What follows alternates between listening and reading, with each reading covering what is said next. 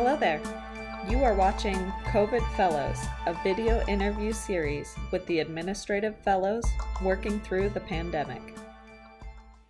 Good morning, everyone. I am Audrey Workman. I am an administrative fellow at Health Partners in the Twin Cities in Minnesota. I am here today with a former classmate of mine, Wil Ramsey. He is an administrative fellow at Mayo Clinic, not too far from me, down in Rochester, Minnesota. Wil, thank you so much for joining with me this morning. It's a pleasure to see you again. Yeah, same. Thanks for having me on. It's been fun to see this series develop over the last handful of weeks, and it's also fun to see so many colleagues that I was able to connect with during grad school, and just to hear how they're doing and see them again has been great. So thanks. Yeah, I've really enjoyed reconnecting with everyone. But we're eager to hear from you at Mayo Clinic, the leading hospital globally, right? According to news report, yes. Whether or not you trust that report, well, we'll leave that up for you to decide. But I have been extremely impressed since I've been there, and I think it is truly a leading global organization, and it's been amazing to see the reaction they've had to COVID-19 as well. Well, that's great. Yeah, we can't wait to learn about your experiences. But could you tell us first a little bit more about your fellowship and how it's structured? Sure. So the Mayo Clinic Fellowship is a 2-year fellowship, and you do rotations. So I started out in research, basically working under the chair of research for all of Mayo Clinic, and he was one of my preceptors. And from research, I went over to La Crosse, Wisconsin, actually, kind of a curveball. I didn't see coming when I moved to Rochester that I would also get opportunities to work in more of a community setting for Mayo Clinic as well. So I was in La Crosse for 3 months, essentially working in their hospital there for their CEO. And it was amazing and fantastic opportunity to not only see what a destination medical center does in Rochester, but then to see how does Mayo Clinic adapt to communities also.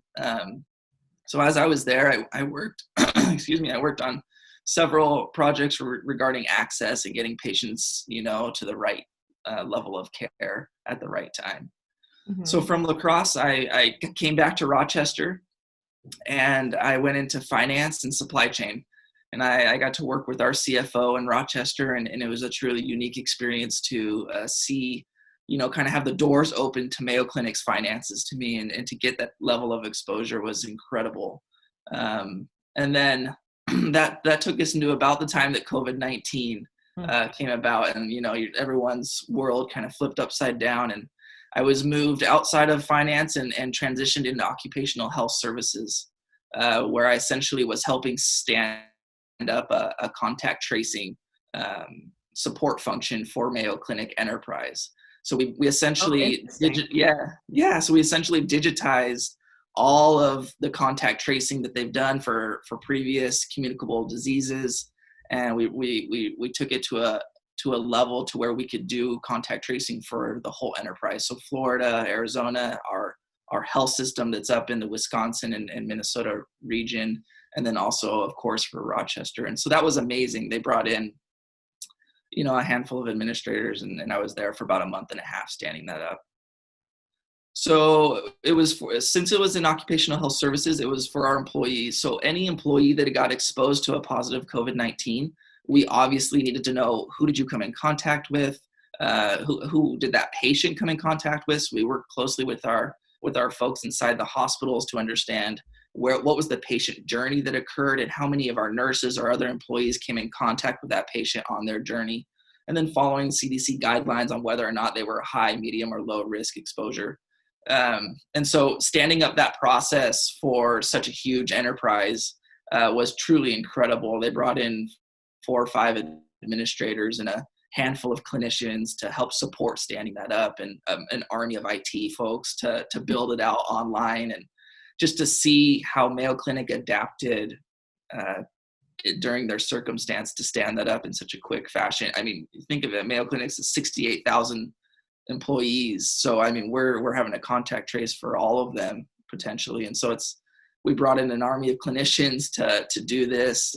And then again, so many nurses that went from, yesterday before COVID-19, they were on their unit providing care to their patients, and now they're in occupational health, contact tracing a number of employees that are exposed to patients or other employees that have positive COVID-19 throughout the organization. So it was an incredible experience, truly.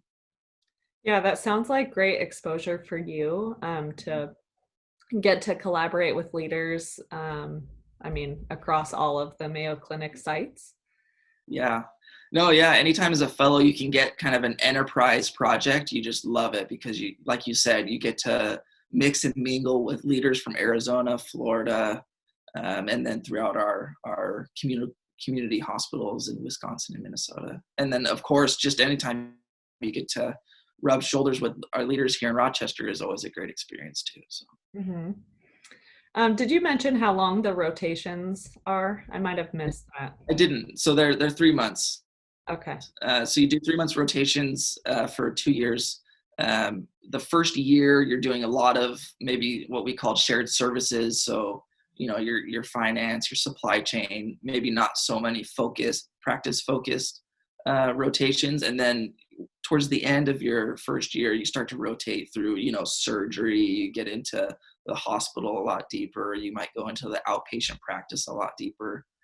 So it really kind of builds out your foundation throughout that first year where you really understand, who do you need to go to if you have a request for finance, who are your people to work with? And then your second year, you kind of really dive deeper into the practice, into the patient focused areas. And so it builds this truly great foundation for you to be successful as a leader at Mayo Clinic. Mm-hmm. Yeah, I think having that exposure to all different, moving parts and pieces of an integrated health system really, as you mentioned, lay a good foundation for future leaders and help them know when they are in an operating unit of some sort or in any function in a health system that how things work and again, who to go to when you need to solve a problem. Yeah, and I've just been surprised how it's, even at this point in my fellowship, how that has come in handy so many times. Now, I'm working on a lot of different areas now where we'll ask the question, who can do this for us? And I can say, you know what, I actually know because I've rotated through there, or I've been able to connect with that person through another rotation or experience I've had. And it's just so surprising to me at times how in such a large organization, you just don't know who to go to. Mm-hmm. And administrative fellows are a really key cog in that we can link people together and build teams. Yeah, you can be a bridge across silos. Yeah, truly. That's great. Well, could you tell us a little bit more about your role in some of the work that you've been involved in responding to COVID-19? Yeah, so I discussed a little bit of occupational health services. So my particular role in that was working with the providers and all the clinicians that we brought in. So we brought in NPPAs, we brought in physicians to essentially call employees at whatever hour of the day or night and inform them that you've been exposed to a positive COVID-19 patient, and then to basically take a risk assessment of that individual. So I was essentially managing that team of providers and helping them make sure that they had the materials they needed, that they were trained and up to speed on the new guidelines from CDC.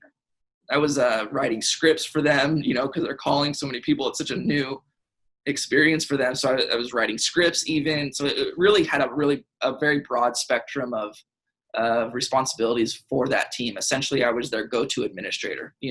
If there was a problem with technology, they'd reach out to me and say, hey, we're trying to connect with this person. It's not working. Can you help us out? And I would be happy to do that. So that was my role in occupational health services. Since now it's up and running, it's going nicely. I have now transitioned over into the hospital full time. So now I'm working for our chief administrative officer over in the hospital, and it's been a fantastic experience to just see how the hospital is adapting. And I'm working for specifically in the critical care area, so seeing how our ICUs are handling the different types of situations they're facing.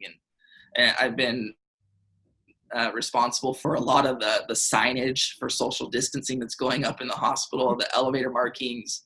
I mean, if you came to Rochester right now, you would just be amazed at how much we are trying to make the flow of patients in and out of our hospitals smooth and easy for them to understand. And that's where they've really plugged me in, is to make sure that the patient flow happens seamlessly and it's safe for not only patients, but our employees to come to work and to go home again. So it's been an amazing experience to work in those areas. I also got to work, or I am currently working with our hospital incident command center, and how they've not only been stood up for COVID-19, but now how we're looking at trying to disband that team. And there have just been so many support functions that have been stood up because we had to react and adapt to our situation. And now we're really working on, well, who owns those operational functions? Because even though we want to disband our hospital incident command center, we can't necessarily disband it and expect those operational functions to go away. Someone needs to own it long term. And so I'm working on a transition plan for that team. And that's a few things that for me have been very meaningful, and that I've enjoyed working for and seeing the progress made in those areas. Mm-hmm. Yeah, it's interesting, the point you made about the hospital incident command center. That's something I've been thinking about these past couple of weeks. We've been able to accelerate a lot of needed changes in health systems across the country. And I think in large part it's due to that, that function, that incident command center that's been able to make decisions really quickly and adapt and turn where needed. And I feel like going forward, you don't want to lose some of that. And it might look a little bit different, but there's parts of it you're going to want to keep, definitely.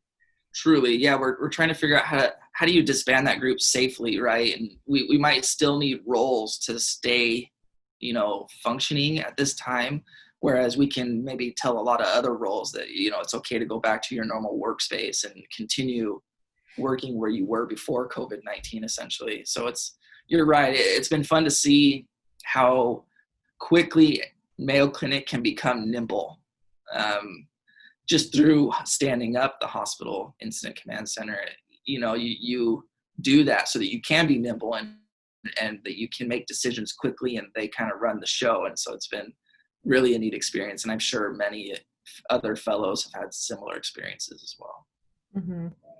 Well, is there anything that you would add for our viewers to help them see how your work might have changed pre-COVID and post-COVID? Oh, I mean, it's just night and day difference. I don't work on anything right now that doesn't have a flavor of COVID-19. It's just like any project or any area where they're expecting you to contribute, it has something to do with COVID-19. Mm-hmm. And so I think, pre-COVID, I was in finance, and I was learning all things finance, but now I've been thrust into the practice, and I'm really learning a lot about, not only how do you run a practice during normal times without a pandemic, but also how do you react when there is a pandemic and how do you adjust? So I think for me, it's been a fantastic learning experience. And I don't necessarily, wish we had a pandemic at this time, but as an administrative fellow, the pandemic has really opened up a lot of doors and exposure and opportunities to lead teams. Mayo Clinic has relied heavily on their fellows to do this. We've got fellows leading the door screening. Literally, we have a fellow leading our door screening efforts. We have a fellow leading our enhanced screening efforts. And then we have several other fellows that have been involved in our international efforts. We serve patients from 140 countries. And so, how do we ensure that those patients are still receiving the care that they need during this pandemic has been truly incredible to watch. Wow. Well, what are some of the things that you've learned and taken away? I think you've spoken about some of your, I guess, like skill learnings and some of that, but I'm more curious what some of the leadership learnings are. Yeah, I'm sure there are a myriad of them. Actually, when I was in occupational health services, I I realized I was learning so much that I started a journal. And I should have done that months ago, but I was just like, holy cow, these are just so many learnings that I need to write them down and document them somewhere. And a couple of them I wanted to share with you. One being just the importance of structuring a team and empowering individuals to make decisions. As we were in occupational health services, they went from a team of, I'll just throw out a number 10 to a team of 40 or 50. To be able to handle the amount of exposures that we felt like we needed to in order to contact trace everyone out there. So when you go from a team of 10 to 40, for example, overnight, you need to figure out how to structure that team accordingly and empower people to make decisions. Not every decision can go up to the top leaders of occupational health. And so for me as a leader looking forward, I know there's going to be another day in my career where my team is maybe going to double overnight, and we're going to need to adapt. And I think that you can do that safely and appropriately if you give people the responsibility, and then if you document decisions that are made, and then finally over communicate to the broader teams what decisions are being made. So I think team structure has been important. I would say another learning for me is to consider upstream and downstream effects of any decision made. So oftentimes when we're making a decision, we're thinking, well, who is this going to affect downstream for me? It's easy to think of those stakeholders that are maybe below the decision that are going to be made. But oftentimes there are many decision makers upstream that need to know, what are you working on? And because it'll affect how they're working as well. So we've had to do a really good job of not only communicating decisions made to our leaders up above us, but also some of those leaders that are below us as well, running some of the frontline teams. And it's been a lesson in communication, I would say, for me. And I think I'll take that throughout my career, is making sure that everyone's in the know and that everyone understands the impacts of a decision being made. And I'd say my final learning that I'll share with you is just to always be hungry and willing to learn. As a fellow, that's easy, right? That's what you're here for. I'm here to learn. I'm here to be hungry, and I'm here to contribute as much as I can. But I don't want to lose that. And I've realized that the really impactful leaders that I look up to at Mayo Clinic, they still have that desire. They're still humble. They still are willing to listen and to receive feedback. And I think that is just fantastic for me to take away and to really learn to, mold into my leadership style as I progress throughout my career. So I don't want to lose that desire as a fellow. I hope that 30 years from now, someone will look at me and be like, wow, Wil Ramsey as a leader really wants to learn. He's willing to listen to me. He's willing to adapt his leadership style to my needs and the team's needs. So I've appreciated seeing that as well.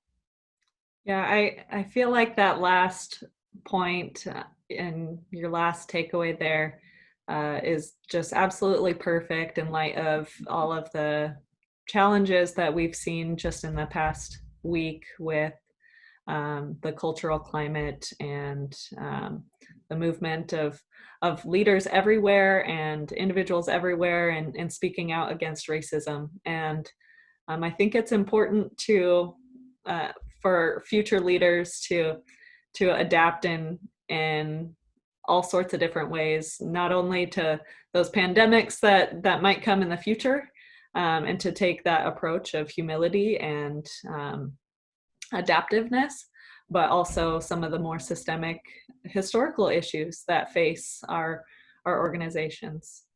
Yeah, I think you're right. It goes outside the walls of Mayo Clinic, right? When I'm talking about when I'm talking about being humble and willing to learn, this should become a part of my character. It shouldn't be, a part of just who I am when I walk into work a day. It should be when I'm in my communities and when I'm at home or going to the grocery store.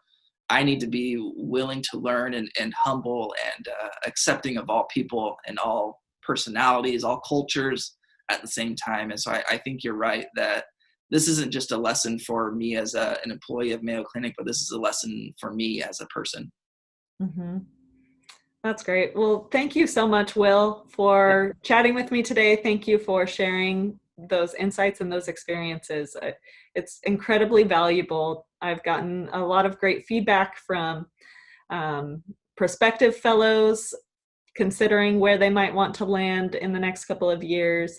I've gotten feedback from healthcare leaders across the country who are watching these videos and appreciative of the perspectives that you and others of our class have shared with me. So thank you so much.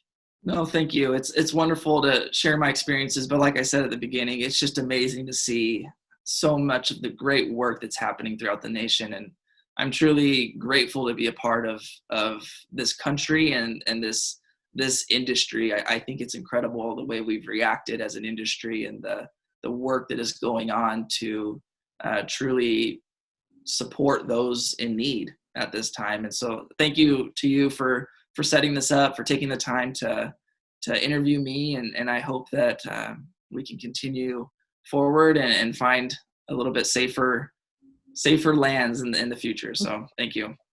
Great. Thanks, Wil. Thank you for watching COVID Fellows, an Admin Fellow video interview series. Follow Audrey L. Workman on Twitter or LinkedIn for more related content.